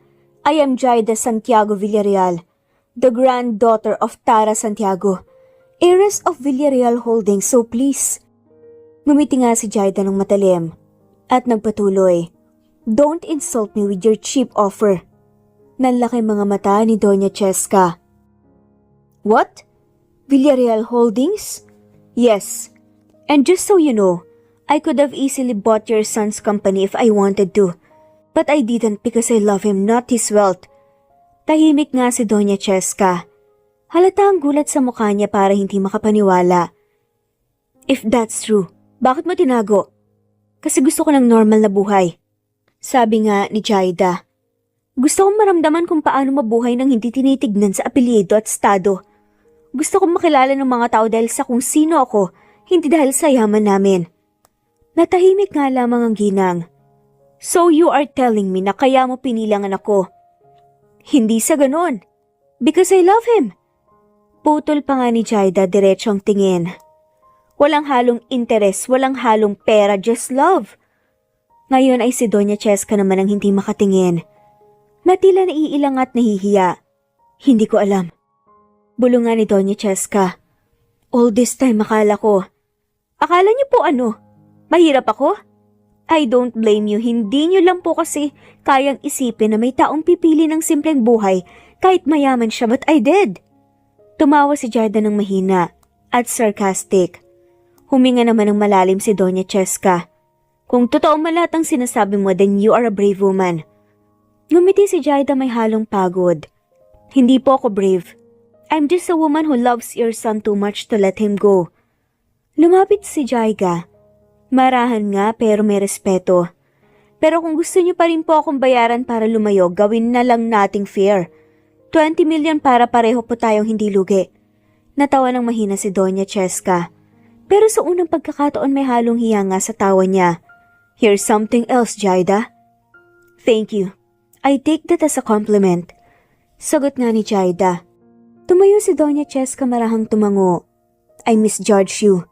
Maybe pero okay lang po. Sabi nga ni Jaida. Habang papaalis nga huminto si Doña Cheska sa pinto, sandaling lumingon kay Jaida. You really love him, don't you? Nagnod nga si Jaida. With all my heart. At doon sa unang pagkakataon nakita ni Doña Cheska ang isang babae na hindi kayang bilhin ng kahit na anong halaga. Hindi pera ang meron kay Jaida kundi dangal at pag-ibig na totoo. Pagalis si Doña na iwan nga si Jaida sa palgunahe, marahang hinaplos ang tiyan niya. See that baby? Mama just fought for you and for your dad. Bulungan ni Jaida may ngiti sa mga labi. Napangiti si Jaida hanggang sa ilang minuto lang. Narinig niyang bumukas ang mabilis ang gate na may malalakas nga na yabag sa labas. Bumungad ang boses ni Chevy malalim at halatang galit. Jaida, nasan siya? Sigaw nga ni Chevy halatang hinahanap nga ang ina. Nagulat si Jaida na palingon kaagad sa pintuan. Chevy? Anong nangyayari? Mahinang tawag nga ni Jaida. Pagpasok nga ni Chevy bakas ang inis sa muka. Pawisan pero nangingibabaw ang galit sa mga mata niya. Nasaan si Mama? Nandito ba siya kanina? Halos pasigaw na tanong pa nga ni Chevy. Dumiretso nga sa gitna ng sala. Umiling si Jaida bahagyang kinakabahan. Umalis na siya, Chevy. Kakalis lang. Sad nga ni Jaida. Napaigting lalo ang panga ni Chevy. Kitang pagpipigil sa sarili. Sa totoo nga dumating siya rito. Chevy. Sad nga ni Jaida. Pero hindi pa tapos si Chevy. I told her not to come here. Sinabihan ko na siya na wag na niyang gagalawin, na wag kanyang kakausapin. Bakit ba ang hirap sa kanyang makinig? Nilapitan nga siya ni Jaida at marahang hinawakan ng braso nga ni Chevy para pakalmahin ito. Please calm down. Baka marinig ng mga kapitbahay, nakakahiya. Hindi ko kayang kumalma, Jaida. How dare she? She offered you money. Tahimik nga si Jaida at hindi niya kaagad masagot. Pero sapat na ang katahimikan niya para mas lalong magliyab ang galit ni Chevy. Sinabihan ko na siyang tigilan ka. Hinawakan ni Jaida ang muka at pinilit nga. Naipatingin nga sa kanya. Chevy, please, okay lang ako. Hindi ko tinanggap. Hindi ko kailanman tatanggapin. Saad nga nito. Napahinga ng malalim si Chevy pero ramdam pa rin ang panginginig nga ng boses. Wala siyang karapatang gawin yun. Walang karapatan si Mama na bastusin ka. Alam ko. Sagot nga ni Jaida at mahinahon. Pero ginawa niya at tapos na yun. Hindi mo na kailangan magalit. Hindi ko hinayaan. Tumingin nga si Chevy sa kanya, nag-aalab pa rin ng galit. Anong sabi niya?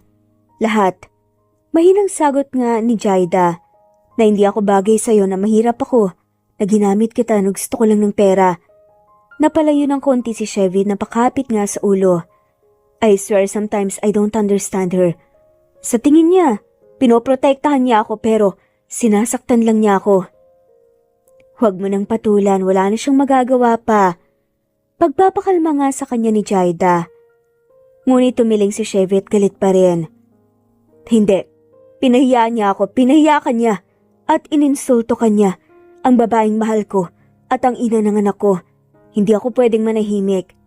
Pero ako mismo ang nagpahiya sa kanya, Chevy. I'm fine. Hindi ka dapat maging okay sa ganon. You deserve respect. Ano? Tumahimik nga si Jaida, ramdam niya ang tindi ng galit ni Chevy pero may halong lungkot yun.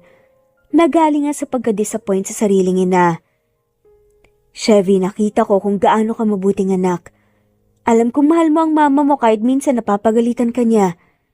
Pero hayaan mo na siya. Tumingin nga si Chevy kay Jaida. Malalim na bumuntong hininga. She crossed the line, Jaida.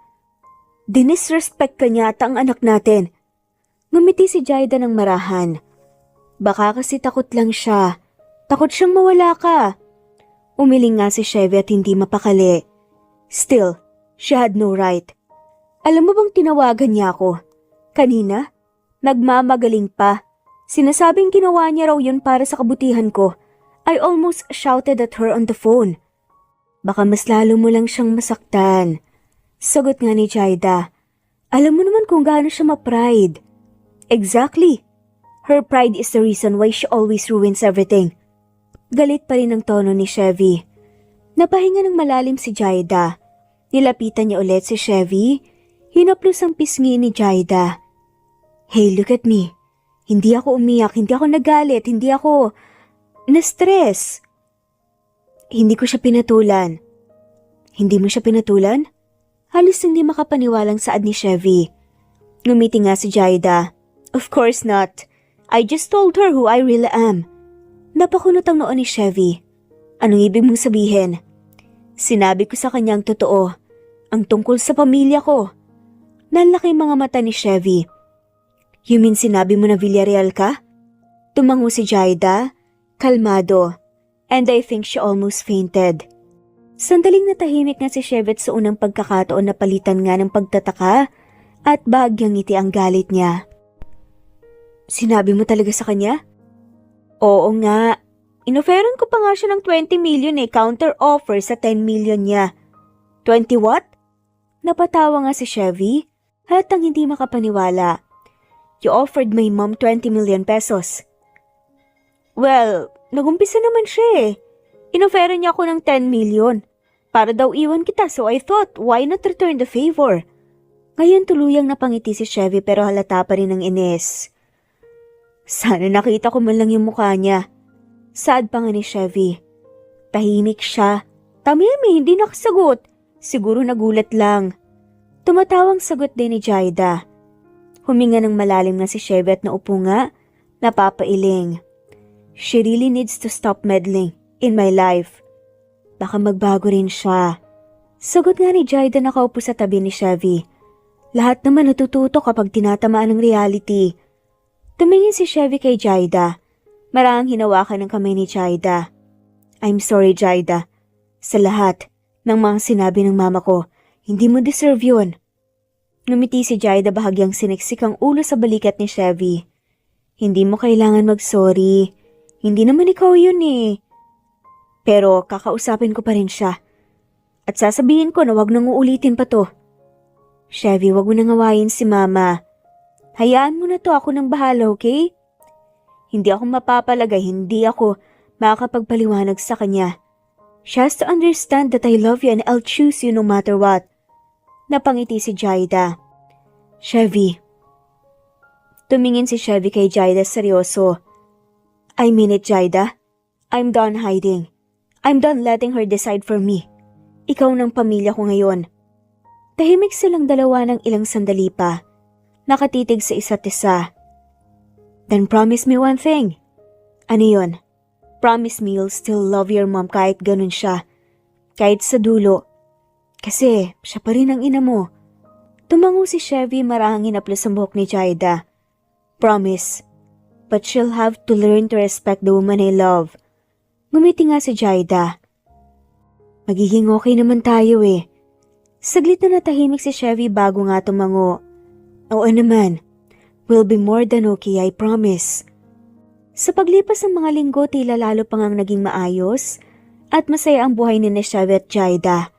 Unti-unti na nga ring bumabalik ang sigla sa bahay nila sa probinsya. Sa halip na tensyon, tawanan at halakakan na nga lamang ang maririnig tuwing umaga. Sa bawat pagmulat ni Jaida, si Chevy agad ang unang nakikita, nakahawak sa tiyan ni Jaida, tila ayaw maiwanan kahit saglit. "Good morning, love." Mahina ngunit puno ng lambing na sabi nga ni Chevy, habang hinahaplos nga ang tiyan ni Jaida. "Malaki na talaga ang tummy mo." Napatawa nga si Jaida sabay hampas nga ng marahan sa balikat ni Chevy. "Kasalanan mo yan. Kung hindi ka masyadong mapang-aki to, di sana maliit pa to." "Excuse me?" Ngumisi nga si Chevy at lumapit ng mas malapit. "You mean kasalanan ko kasi sobrang love kita?" "Crime ba yun?" Natawa na nga lamang si Jaida tumiling. "Ewan ko sa'yo. Gusto mo kasi lagi na nag-aalikan tayo. Ayun, buntis tuloy ako." "Worth it." Sagot nga ni Chevy sabay halik nga sa noo ni Jaida. "Every kiss, every moment. Especially when it made you mine forever." Napahawak nga si Jaida sa dibdib ni Chevy at marahang tinapik-tapik. "Ang corny mo naman." Naging seryoso ang mukha ni Chevy. "Love, I'm sorry kung dati sinasabihan ka ni Mama ng hindi magagandang salita. Hindi ko hinayaan na tuloy-tuloy yun, kinausap ko siya." Natigilan si Jaida, lumambot nga ang mga mata. "Kinausap mo?" Tumango si Chevy. "Yes, sinabi ko sa kanya na kapag sasaktan ka niya ulit, even with words, puputulin ko na talaga ang connection namin." Siyempre na-shock siya. Tahimik nga si Jaida, naroon ang pag-aalala sa loob niya. Pero ramdam din niya ang tapang at determinasyong lumabas sa tinig nga ni Chevy. "Chevy, hindi ko gusto na makagulo at magkagulo kayo ng mama mo dahil sa akin." Saad nga nito. Hinawakan nga ni Chevy ang mukha ni Jaida. Tinitigan ito ng diretsyo. "Listen, I'm not fighting her because of you, I'm fighting for you. There's a big difference. You're the woman I love, the mother of my child. Hindi ko hahayaang tratuhin ka ng kahit na sino na parang wala kang halaga." Doon napahiyak si Jaida pero hindi yun iyak ng lungkot. Luha yun ang kaginhawaan. "You are really something, Chevy. Hindi ko akalain noon. Akala ko playboy ka lang." "Playboy ako? Wala naman akong nilaro kundi puso mo at ngayon akin na yan for life." "Loko ka talaga." Natatawang sabi nga ni Jaida, pero niyakap nga si Jaida ng mahigpit. "Thank you ah. Hindi lang para sa baby natin, kundi para sa akin din." Pagkatapos nga ng ilang sandali, napatingin nga si Chevy sa tiyan ni Jaida. "You know what, our baby's probably hearing us right now. E di sana wag niyang gayahin ng tatay niya. Masungit, makulit at clingy." "Hey, if your baby inherits my clinginess, at least alam mong laging may nagmamahal sa'yo ng sobra." Reklamo nga ni Chevy pero ngumisi rin. "Chevy, pangako, kahit anong mangyari hindi mo ko iiwan?" Napahinto si Jaida parang may gustong sabihin pa. Pero sagot nga kaagad ni Chevy, "Never. Even if the world turns against us, I'll stay because this time we're not just two lovers, we're family." Napangiti si Jaida at hinawakan nga ang kamay ni Chevy. "Sige nga, sabihin mo sa baby natin yan." Tumawa nga si Chevy sabay ilapit nga ang bibig sa tiyan ni Jaida. "Hey little one, andito si Daddy. Just wanna say love na love namin ni Mommy si baby, okay? Huwag kang magpapastress kay Mommy, she gets cranky easily." "Chevy, ikaw talaga. Parang hindi mo alam ikaw ang dahilan, kaya ako nag-cranky minsan." Natatawang saad pa nga ni Jaida. Kasi naman, masyado kang cute when you're mad. I can't help it." Saad pa nga ni Chevy. "Huh? Cute?" Pinapunan nga siya ni Jaida ng unan. Pero agad rin namang nahagip nga ni Chevy at niyakap ng mahigpit. "Stop throwing things, Mommy." Pulong pa nga ni Chevy habang inaaplis ng buhok ni Jaida. "Baka mapagod ka." "Ikaw naman kasi." Sagot nga ni Jaida, pero napangiti rin at sumandal sa dibdib ni Chevy. "You really make me safe." "Job ko talaga yon, to make you feel safe every single night," sabi ni Chevy habang pinapatay ang ilaw ng lampshade. Makalipas ang ilang sandali habang nakahiga silang dalawa, marahang hinaplos ni Jaida ang braso ni Chevy. "Chevy." Mahinang sambit nga ni Jaida. "Yes? Salamat sa lahat ah. Hindi ko na kailangan ng kahit na anong pera o pangalan. Basta ikaw, si baby sapat na. Napangiti si Chevy at hinawakan niya ang kamay ni Jaida. Then we are the richest couple alive. Ani nga ni Chevy. Because meron tayong love. And soon we'll have our little one. Tumawa nga si Jaida at pumikit. Love mo talaga ako? Forever. Sagot nga ni Chevy bago dinikit nga ang labi sa noo ni Jaida. Even when you're old, cranky and shouting at me for forgetting your snacks. Loko ka talaga. Pabulong nga ni Jaida. Ngunit may ngiti sa labi. Kinabukasan, habang nag-almusal sila sa veranda, dumating nga si Lola Tara na may dalang mga prutas. Aba, look at you too! Lola! Sigaw nga ni Jaida tuwang-tuwa. Ang aga mo naman? Naku, gusto ko lang makita kung kamusta na ang apo kong buntes. O Chevy, naalagaan mo ba yung maayos? Yes, Lola. Kahit galit pa siya minsan, hindi ko tinitigilan. Good boy, ganyan dapat. Huwag kang matakot kahit mainit ang ulo niyan, hormones lang yan. Napahalakak nga si Jaida. Lola, wag mo naman akong isumbong. Hindi apo, proud ako sa'yo. Sabi nga ni Lola Tara sabay tapik nga sa kamay ni Jaida. Kahit anong hirap pinili mong magmahal ng totoo, yan ang hindi kayang bilhin ng kahit na gaano kalaking kayamanan. Tumingin si Chevy kay Jaida, tapos sa tiyan nito. See? Even Lola agrees with me, love is priceless. Ngumiti nga si Jaida. And ours is forever.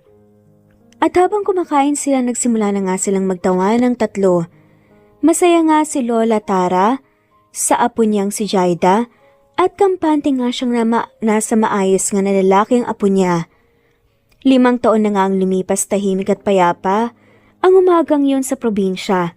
Pero hindi may tatago ang halakhakan at sigawan ng batang si Jasmine, ang anak ni na Chevy at Jaida.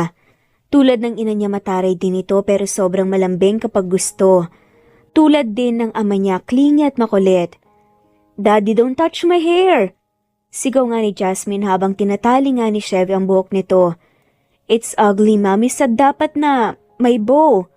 Aba, ang arte ng anak ko, akala mo may fashion show. Natatawang sabi ni Jaida habang naglalagay nga ng pancake sa mesa. Because I'm beautiful, Mommy! Sagot nga ni Jasmine sabay kindat sa salamin. Tignan mo to, 5 years old pa lang may attitude na. Biro nga ni Chevy habang nagpapailing pa nga. Mana sa'yo. Balik ni Jaida sabay tawa. Huh? Excuse me. Mana yan sa pagiging maldita ng mommy niya. Ako, mabait ako. Napahalakak nga si Jaida. Mabait? Nung niligawan mo pa lang ako, halos araw-araw mo akong inaasar. Mabait pa yun? Saad pa nga ni Jaida. Love kita noon pa. Depensa nga ni Chevy habang tinutulungan nga si Jasmine isuot ang sapatos. Love makes people do crazy things. Daddy, stop talking. I'm late for school na. You move so slow. Reklamo pa nga ni Jasmine halatang spoiled.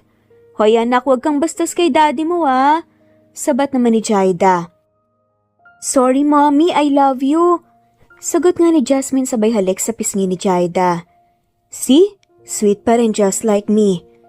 Sabi ni Chevy at proud na proud. Chevy, don't push it. Sabi ni Jaida sabay kindat. Habang nag-almusal sila, dumating nga si Lola Tara. O, nasa na nga po ko? Lola! Sigaw nga ni Jasmine sabay takbo nga. Papunta kay Lola Tara at niyakap ito. Meron po akong drawing para sa inyo. Talaga?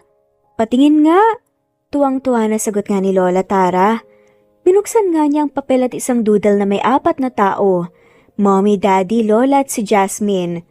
Ang ganda naman nito, apo. Sino tong isa dito na mukhang galit? That's Daddy po. He's always mad when I steal his snacks Sagot pa nga ni Jasmine sabay tawa.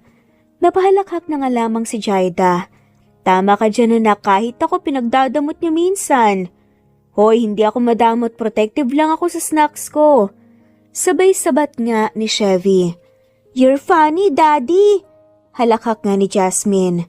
Habang nagtatawanan silang lahat, dumating ang isang itim na kotse sa labas ng bakuran.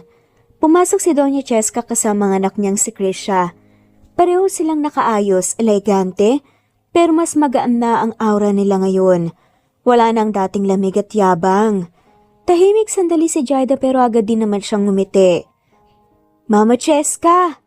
Bati nga ni Jaida mahinahon. Jaida, can I come in? Sagot ni Cheska, may bahid nga ng emosyon ng boses. Of course. You're welcome here. Sagot nga ni Jaida sabay lapit. Sumunod si Chevy, halatang kabado nga pero nakangiti rin. Hi ma. Hanggang ngayon mailap pa rin ang ina ni Chevy sa kanila lalo na kay Jaida. Pero kahit paano ay maayos naman na ang turing ni Doña Cheska kay Jaida dahil natakot na nga rin sa sinabi nga ni Chevy o naiiwanan na nga ni Chevy ang lahat. Ngumiti rin si Doña Cheska at sa unang pagkakataon, miyakap niya si Jaida. Mahigpit, puno ng pagsisisi. I was wrong. Ginudge kita. Without knowing who you truly are. I'm sorry anak. Bulong nga ni Doña Cheska. Napaluha nga si Jaida. Pero ngumiti. Tapos na po yun ma. Matagal na kitang pinatawad, masaya ako na nandito ka. Sumingit nga si Krisha, sabay halik sa pisngi ni Jaida. Ate Jaida, ang tagal kong gustong sabihin salamat kasi hindi ka nagtanim ng galit sa amin ng sobra. Ang bait mo pa rin. Ngumiti nga si Jaida. Tayo-tayo rin naman ang pamilya. Wala nang dahilan para magalit pa. Wow, I never thought I'd see this day. Tinapik nga ni Doña Cheska ang balikat ng anak. You did well, iho, you chose the right woman. Habang nagkakape silang lahat, ramdam nga ni Jaida ang gaan ng paligid. Ang saya pala pagkumpleto. Sabi nga ni Jaida, habang nakatingin nga sa anak nila na naglalaro kina Krisha at Lola Tara. Oo nga, after everything we finally have peace. Sangayon nga ni Chevy, sabay yakap nga sa kanya mula sa likod. Tumingin nga si Jaida sa asawa niya at may ngiting puno ng pagmamahal. You're still the same. Clingy, sweet and annoying. And you're still my favorite, maldita. Sagot ni Chevy, sabay halik nga sa pisngi ni Jaida. Ew, Daddy, stop kissing Mommy, yak! Sigaw pa nga ni Jasmine. Nagtinginan sila Jaida at Chevy, sabay natawa na nga lamang. Anak, ganyan talaga pag in love. Paglaki mo, maintindahan mo rin yan. Sabi ni Jaida habang pinapagalitan kunwari ang anak. I don't want love. Sagot nga ni Jasmine, nagtatampong cute. I only love snacks. Mana talaga sa tatay. Bulong nga ni Jaida. Lahat ay nagtawanan. At sa gitna ng tawanan, nagtagpo ang mga mata ni na Jaida at Chevy. May mga alaala ng lahat ng pinagdaanan nila, ang sakit, ang laban, at ang pagmamahal na hindi nasukat ng kahit gaano karaming pera. Ngayon, wala nang galit. Si Jaida, ang babaeng simpleng lumaki sa probinsya, ay masayang asawa at ina. Si Chevy, ang lalaking minsang marangya, ang buhay ay mas pinili ang simple kasama ang anak at asawa. At si Jasmine, ang kanilang malditang prinsesa, ang patunay ng kanilang pinaglaban. At sa huling sandaling iyon, ramdam nila ang kapayapaang minsan lang dumating, ang kapayapaang bunga ng pagmamahal na ipinaglaban hanggang dulo. Ang tunay na pag-ibig ay hindi nasusukat sa yaman, kapangyarihan o pangalan.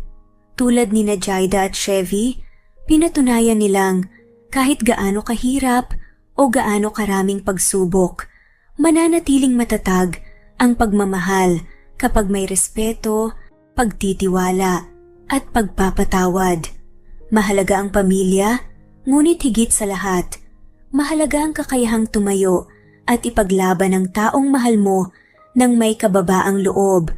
Sa dulo, hindi pera o kayamanan ang nagbibigay ng tunay na kaligayahan, kundi ang mga taong handang manatili sa tabi mo sa hirap at ginhawa hanggang sa huling sandali ng iyong buhay. At dito na nga po nagtatapos ang kwentong pagmamahalan nila Jaida at Chevy. Maraming salamat po sa lahat ng walang sawang sumusubaybay at shoutout po sa mga sumusunod.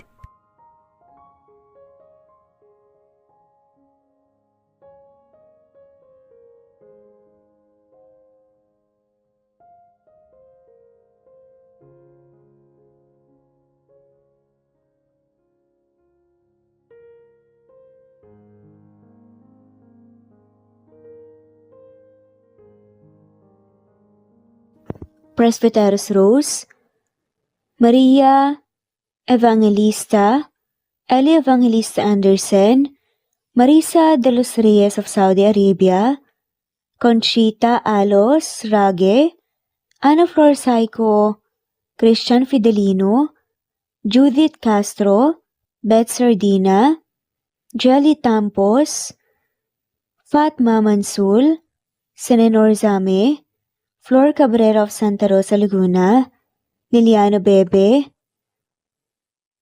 Ostonalito Elvi Candontol, Ellie, Romana Gorospe, Marilyn Sasaki of Japan, Flordet, Elizabeth, Tena, Rad TV of Hong Kong, Jean the Best of UK, Nizar Sams, Annie Hoson, Ellie Bitasolo, Marilyn San Jose, Imelda Fortes of Calamba City, Violeta Irgarin of Kamsur, Flordet, Jessica Vargas, Jingjing, Rosa Franca Abelian of Cebu, Wendy Goth of Japan, Teresita Schmid, Theodora Gamit, Rebecca Tezuka of Japan, Nori, Baylin, Margie Angon of Maragondon, Batang Ibunan, Marilu Gulmatiko,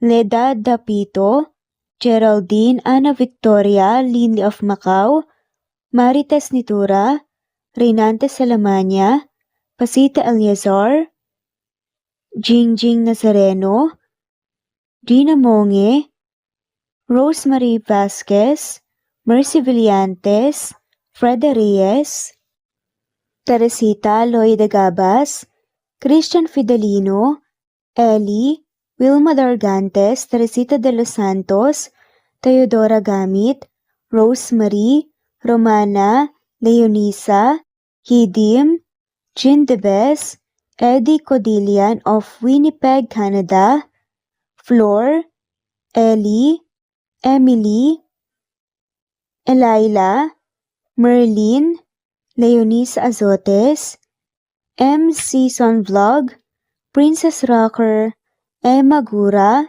Flora Pasita Eliazar of Ontario, Canada, Eli Bitasolo of Milan, Italy, Carmencita Falcon, Rayland Pudadera, Marilu Gulmatico, Imelda, Liliano, Senen, Fatma Mansul, Teodora Gamit, Mercy, Evangeline Zamora, Chabidal, Kinciano Obas, Charlene Cartilla, Sofia Moore, Dumlao of Santiago City, Andrea Taga, Teodoro Rolyuki,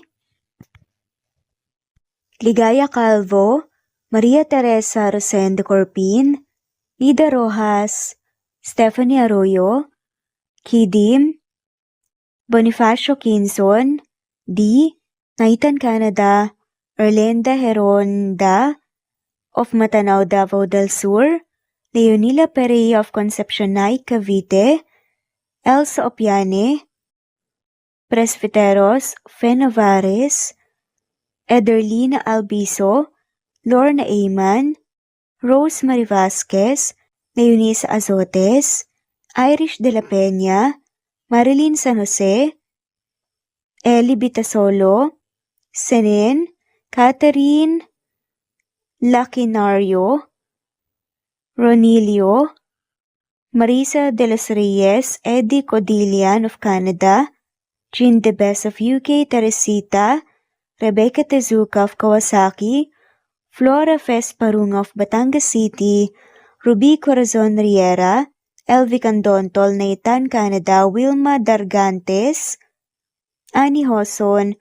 Romana, Flor, Teodora Gamit, Nizer Sams, Emily Borak, Evangeline, Yana Binyon, Kimberly Ann Kempis, Teodora Gamit, Merlilyn Carmen Calunod, Christy Cabrera, Edralina Gatyoan, Nori, Teresita Schmid, Liliano Bebe, Rosalinda, Isidro, Leonora Pandakila, Mary Jean Malunes, Maria Nita Saltarin, Marlene Bosico, Pasita Eliazar, Celia Harabejo, Lovely Angel, Maria Elena Barosa, Chari Patata, Susan, Melinda Gelit, Gloria Lucas of Poblacion Norte, Licab, Nueva Ecija, Francis Pilapil from Binganonan, Rizal, Ruby Corazon, Chabidal, Mary Joy Sabaresa, Lebuna Arnel, Angie, Reder, Kinciano Ebas, Lucia Baldo, Ara Adhani, Yamasuka, Evangeline Bautista, Mary Joy, Rodrigo Valerio of Balanga City, Bataan, Rosal, Rosalie, Ana Flor Saico, Carlo Gayorgor, Jelly Tampos, Rosemary Vasquez Presbyteros Rose, Eli Evangelista Anderson, Fe Navares, Ostonalito Catherine, Ara Adhani, Jean Debes of UK, Lily Sales, Rose Mebukadon of Saudi Arabia, Ellie, Liliano Bebe of Italy, Lily, Loida Gabas, Ellen Cervantes of Malolo City, Bulacan, Evangeline Zamora, Jennifer Odias of Claveria Miss Oriental, Nori, Annalyn Divina Gracia, Merlilyn Linley Nora Balias of Siargao Island, Meding, Elvi Candontol, Wilma Dargantes, Helen Murillo, Ara Adhani, Carmencita Falcon, Ederlina Albiso, Florence De Leon, Rebecca Tezuka, Annie Hoson, Matea Ejes, Nancy Navarra, Teresita Schmid, Mercedita San Jose of Antipolo City, Princess Rocker, Marilu Gulmatico, Ana Victoria, Imelda Fortes of Calamba City, Jan Lulete, Batang Ibunan, Pinay, Elsa Kimura, Fatima, Eli Ramirez of Caloocan, Liliano, Saida, Flordet, Helen Murillo, Jelly Tampos, Senen Orzame, Elaila, Leonisa Azotes of Bacolod City, Pasita Eliazar, Romana Gorospe, Flor Cabrera of Laguna, Carmencita Falcon, Ronilio, Conchita Alcos, Rosemary Vasquez, Eli Bitasolo of Milan, Italy, Marilyn San Jose, Fe Navares, Annie Hoson, Evangeline Zamora, Imelda Taay, Charlene Cartilia, Julieta Hermosura, Elvi Candontol, Teresita Schmid, Marilyn Sasaki, Christina, Jessica Vargas, Christian Fidelino, Marie Cristal Hilario, Elsa Opiane, Princess Rocker of Riyadh, KSA, Marisa de los Reyes, Merlilyn, Juliet Panlilio, Daisy Blaza, Susan of France, Mercy Villantes, Renalyn Obenza, Wilma Dargantes, Not Green Fox, Carmelita Mendoza, Marilyn Babula, Berry, Liliano Bebe, Presbyteros Rose, Medel Talon, Jane, Lani Pardillo, Marlene Kayanan, Leonisa Azotes, D. Marie Ramos, Araceli Lilio Saria, Miras Channel, Raquel Epe, Gina Tutor, Jane Hartley, Sunshine Sotalbo, Maricel Cabigon, Merlin Baroza, Gina Marayo, Merlin Rodel Obejero, Hans, Cecilia Comoda, Tahan Vlog, Merlin, Kuya Atok, Maria Merly Brogada, Marilu Kabantak, Filipina, Aileen Mercedita San Jose, Lovina Galang, Lilian Teresita de Jesus, Monina Aviles, Yula Pedrona, Romana Gorospe, Rosemary Vasquez, Marley Lazaraga, Leonisa Azotes, Jocelyn Tancinco, Estelita Mahia, Ding Lege,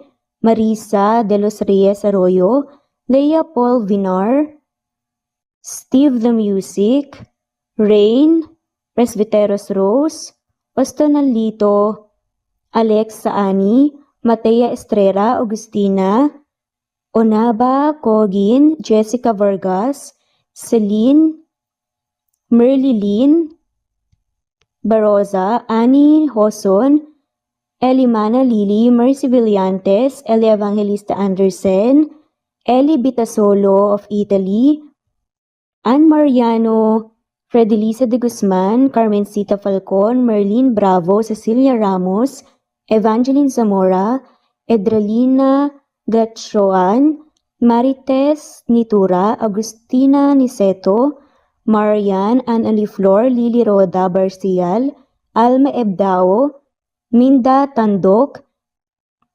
Flores, Melinda Sano, Thelma Mora, Juliet Panlilio, Edna, Elvie, Delia, Fenavares, Sally Lariano, London Villas, Danica Selga, Lani Pardillo, Teresita Schmid, Charlie, Nora Bell Evans, Roger, Lloyd Dasalon, Bella, Nelly Ortiz, Mary Rose Carillo Jesusa, Enday Samante, Enday Lebra, Yolanda Tejida, Honey Villasenor, Tessie, Marichan, Ann Mariano, Wilma Guzman, Gabrielio, Liu, Maria Rica Natividad, Melanie Juan, Anita Hernando, Teresita Arevalo, Raquel Magno, Carmencita Falcon, Flordet, Nat Greenfax, Luz Templo Nuevo, Teresita Schmid, Flor Cabrera, Virginia Salazar, Luz Templo Nuevo, Leia, Madeline Tagle, Wilma Villafuerte, Isaac Ablon, Menchita de Belen, Federico, Mercy Edrosolo, Fe, Adamson Machas, Quinshano Ebas, Eli Ramirez Elizabeth Gilas, Arem Ruhi, Julius Edna Romero, Charlie Angelina Samia, Emma Gadiano, Rosemary Vasquez, Lisa, Estelita Mahia, Elvi Candontol, Corazon Danke of University of Eastern Philippines University, Teresita, Neil Bacolor, Evangeline Zamora, Charlie Jane Clemente, Susan Upaga, Susan Rodrigo, Fred Deliza de Guzman, Juby Hernandez, Helen Murillo, Edarlina Fahil, Rosie, Juliet Kaday, Kuya Atok, Betty Losnong, Crescen, Susana, Tessie, Rumbawa, Lovina Galang, Aida Jurado, Emily Kinlog, Mirna Hamero, Liz Berito, Gabriel